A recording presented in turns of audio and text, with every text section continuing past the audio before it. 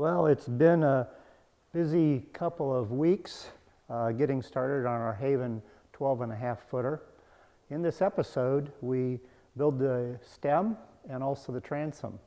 And in addition to that, forge some thin head bronze bolts.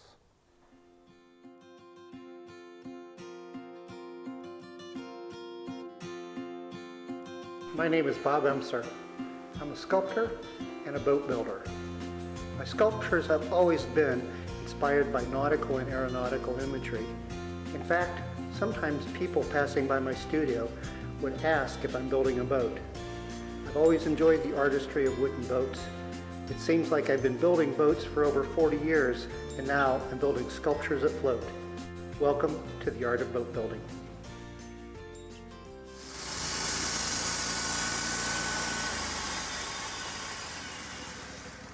I was fortunate last fall.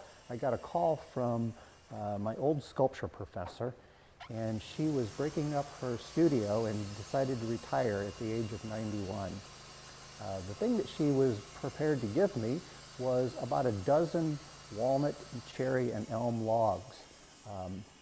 I, of course, snapped up that opportunity. So in the fall, I had them milled into proper thicknesses for the boat. And as you can see here, I've got quite a stack of walnut. Also have some cherry and a little bit of elm. So I've decided that I'm going to use the walnut for the transom of the boat because it was free and it's extremely beautiful wood. So the first step to getting ready to build our boat is to make the patterns. The layout material that I'm using is some plywood that had come as a protective layer for some marine plywood that I purchased.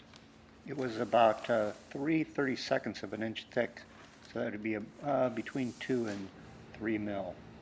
I began marking the pattern with an awl, and then I followed that up with some finishing nails.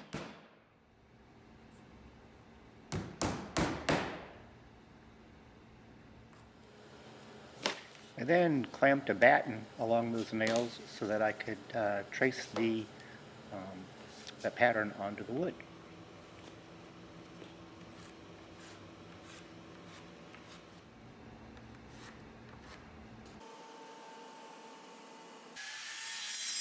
I rough cut the piece out with my circular saw, and then I finished it up with a bandsaw. Transferred all of the pertinent layout information onto the pattern. Did the same process for the transom, and while I was at it, I decided I would go ahead and lay out all of the other patterns that I needed for the boat.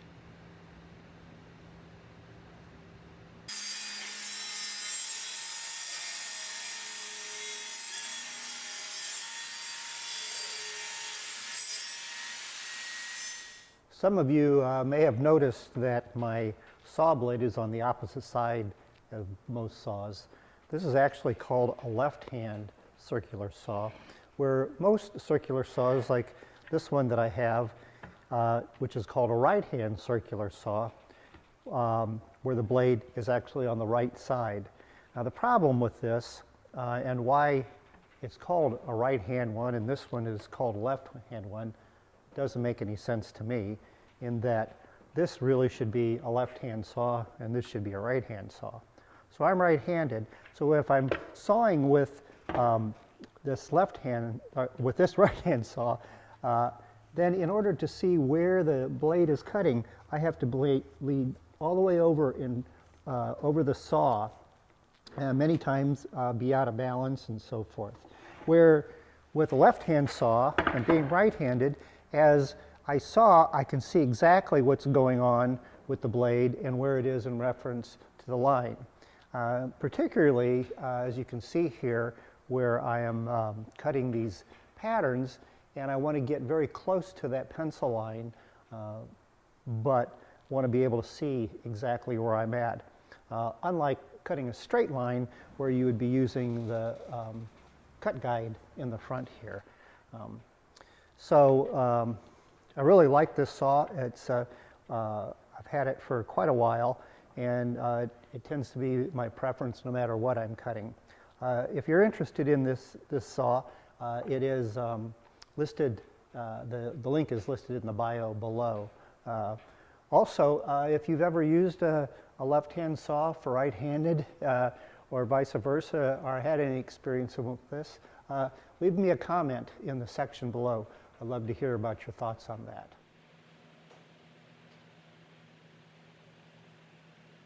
The plans call for a white oak to be used for the stem, but I had this elm that I had milled the right thickness, and I decided I would use it.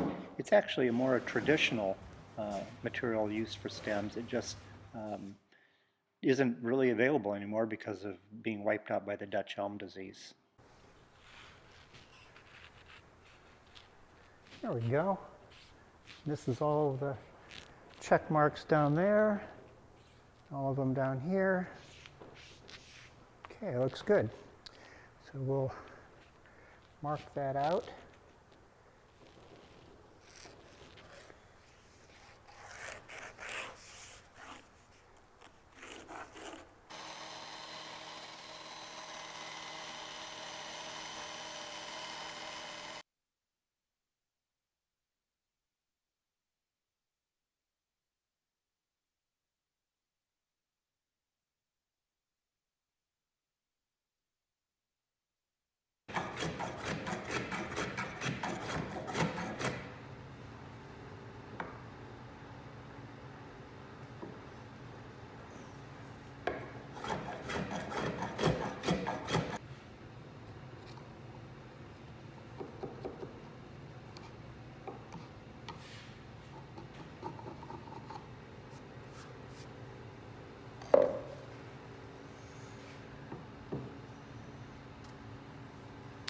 I'm happy with that fit. I think now it's time to mix up some epoxy and glue it together.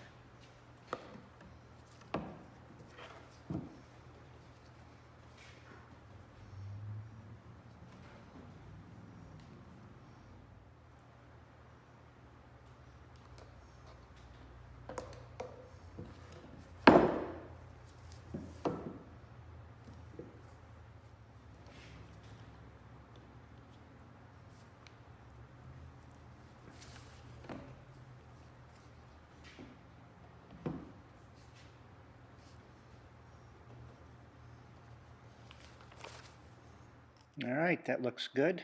We'll let that cure for a couple of days.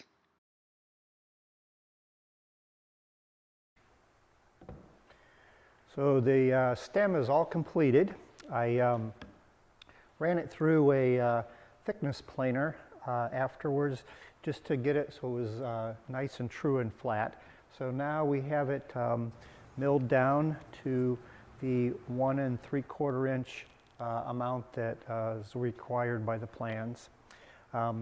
So the next thing to do is to lay out the rabbet in here. And there are two lines, the rabbet line and the bearding line. The rabbet line is this line that would be on the outside of the stem, and the bearding line is this line on the inside of the stem. So the rabbet line is where the planks would come in, and this is where it would end on the outside, and the bearding line is where the plank would meet on the inside.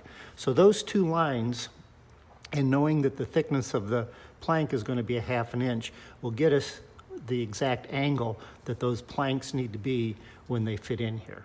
So the template, I had, where I had marked it before, I drilled holes through those points that the awl had made marks in the template.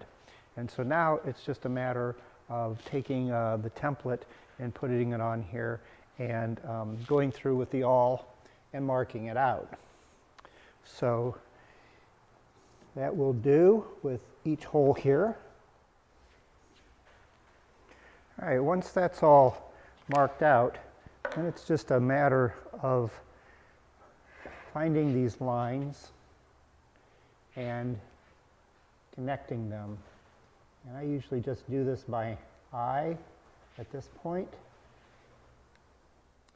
So how I'm doing that is I'm taking my ring finger and letting it run along the curve of the stem, and then as the thickness changes, then I just adjust in and out this way, so that way that I'm able to connect each dot. All right, so the next step is to locate the stop water, and I've already located where it goes here. What a stop water does is it prevents water from getting inside of the boat. So typically this scarf joint in here may have been just put together with a bedding compound. And if for some reason you were to hit something or that this was to push open, that water could come in through this seam. So what a stop water does is you put it in here with the grain going this way. So we'll actually use a soft wood dowel to put through there. And that if the water did penetrate there, that dowel would expand and seal the water off. Now it's not really necessary since I used epoxy instead of a bedding compound. However, I'm going to put it in there anyway. I just feel like it's sort of honoring the design of a traditional boat. So we're going to take this over here and we'll drill a 5/8 hole through there. All right, get that hole drilled. Now the next holes we need to drill are for the through bolts that go through here to hold that together.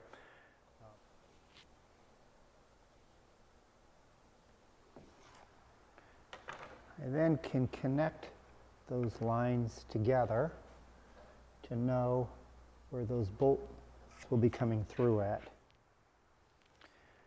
So the next thing to do would be to drill 1/4-inch holes through here.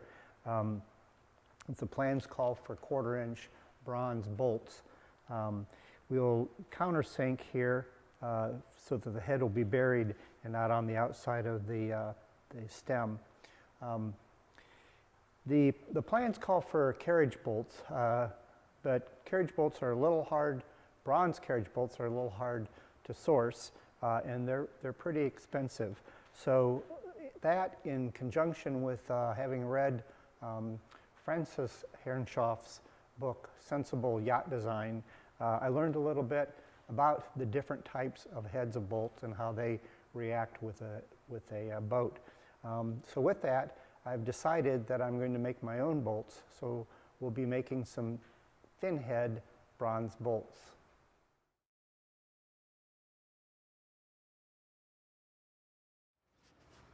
The boat needs 3 different size bolts, and so I put them all in one die that I had made out of tool steel.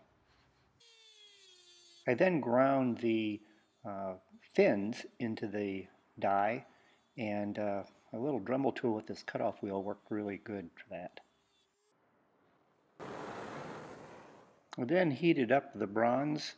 This is a little bit of the tricky part, and it's one of the reasons why I keep pulling the torch back and forth and away for it to get it the right temperature, and I'm judging that just by the color.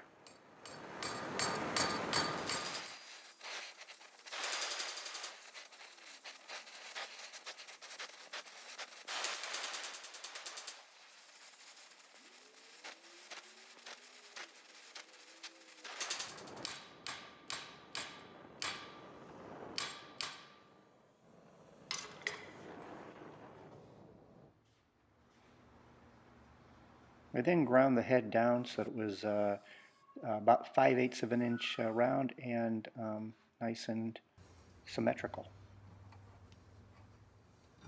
After I cut it to length, I put some threads on it, and voila, got a bronze fin head bolt.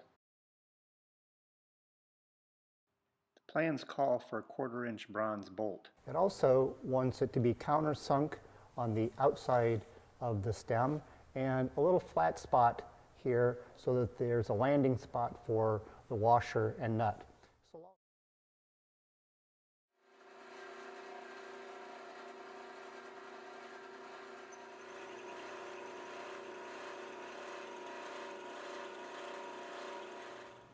The plan's called to grind the head down so that it won't interfere when you taper the front of the stem.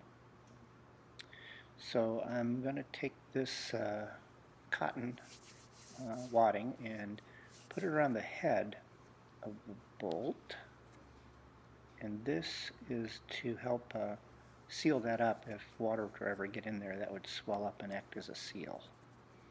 So we'll this in there, make sure the head's in the right direction, and we'll get a washer and a nut and bolt it up.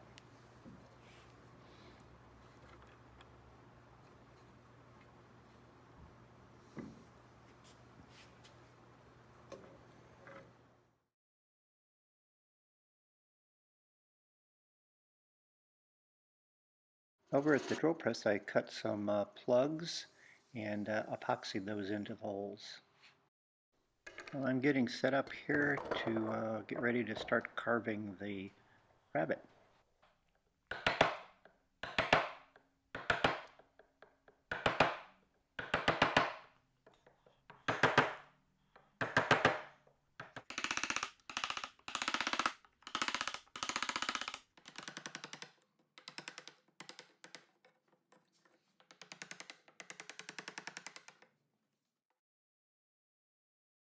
So this will be how the plank fits into that rabbit. Over at the plans, it shows the width that the stem face needs to be. So I measured those out and stretched a batten and marked it. And then I used my power plane to take off the excess material. And then gave the stem a good coat of anti-fouling primer.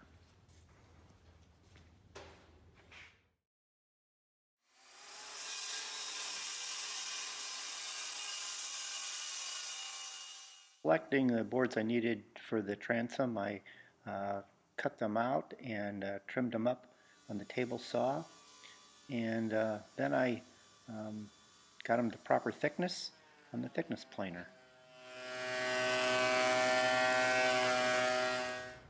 After I laid the pattern out on the blanks, I cut some about 2-inch bronze pins and trimmed those up. I laid them out, making sure that I avoided the spot where the tiller goes through.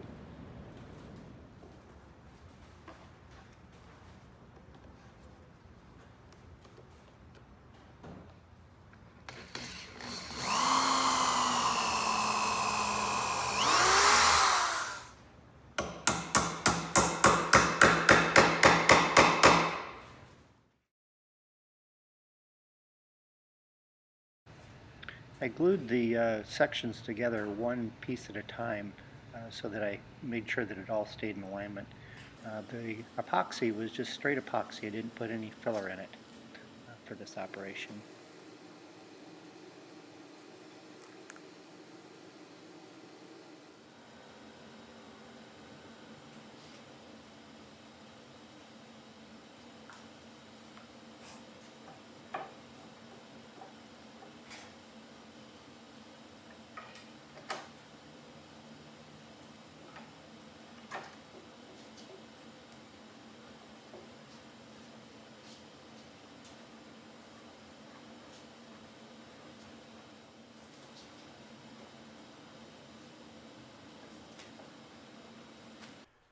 So the epoxy should be well cured now.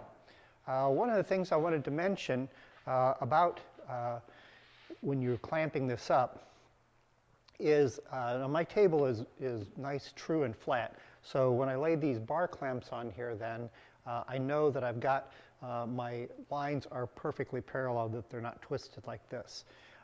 When you're clamping a fairly large stock of wood like this, many times it'll want to warp or bend up, and that's what these two clamps are here, are for, to help keep the piece completely flat and parallel down on those bars. So we'll take this out of the clamps and get ready to start cleaning it up. What I'm going to do is just get the excess glue off. I'm just going to use a regular paint scraper to do that.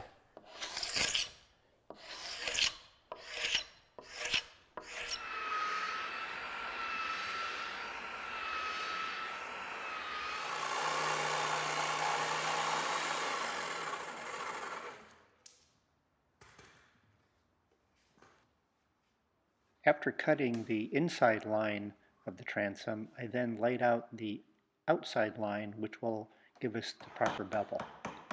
After a little bit of debate on how to take it off there, I decided the best way was to chisel it off using my draw knife and a rasp.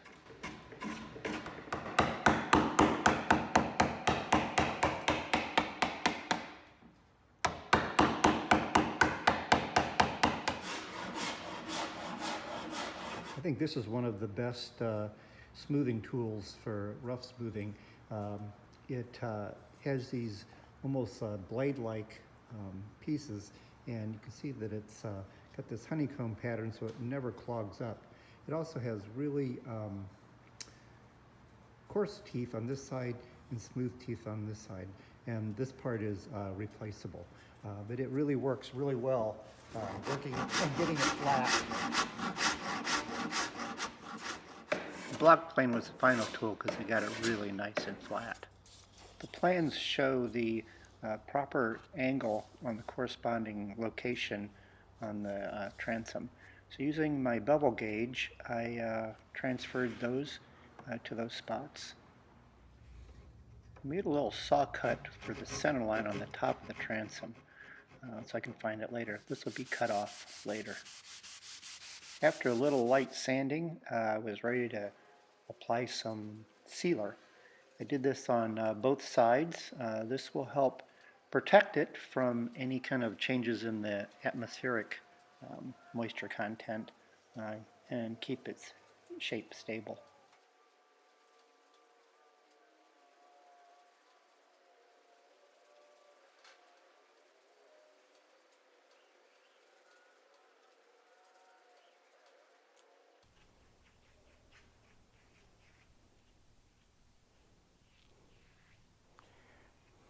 Wow, I just love that warm look of that walnut, even with just the sealer on it.